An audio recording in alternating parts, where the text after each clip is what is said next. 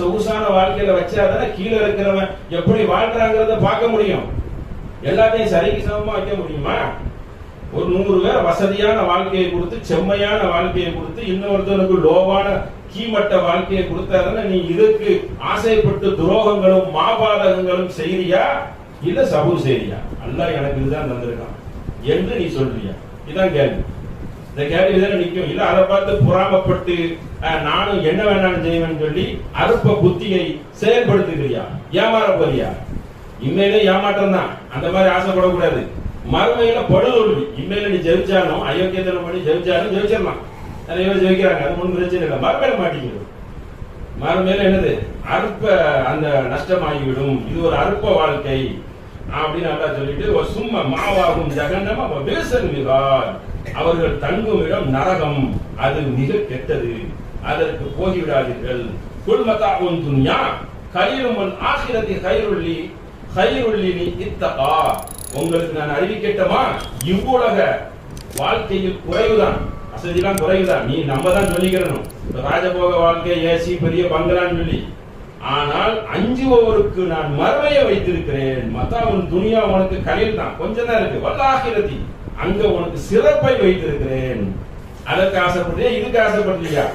அதற்கு நீ தியாகம் பண்ண தயாரா இருக்கியா? மண் இத்தகா, இறைவனை அஞ்சு நீ தியாகம் பண்ண இருக்கிறியா? மறுமையே உனக்கு சிறந்தது. இது ஏமாற்று என்று அல்ல என்ன செய்யறான், அதையும் நமக்கு கூறுகிறான். அடுத்து பாருங்க, அர்தீத்தும் பில் ஹயாத்தி துன்யா, அல்லாஹ்வின் திருப்தியை பொருந்தி கொண்டவர்கள், மினல் ஆகிரதி மதாவுன் ஹயாத்தி துன்யா பில் ஆகிரதி இல்லா கலீல், இந்த உலக வாழ்க்கை அற்பமே தவிர வேறொன்றும் இல்லை. அற்பம் ஒரு சோதனைக்காக விட்டுருக்கிறேன். அற்பம் அற்பம் அற்பம், சொற்பம் சொற்பம் சொற்பம், நெடியில வரும்.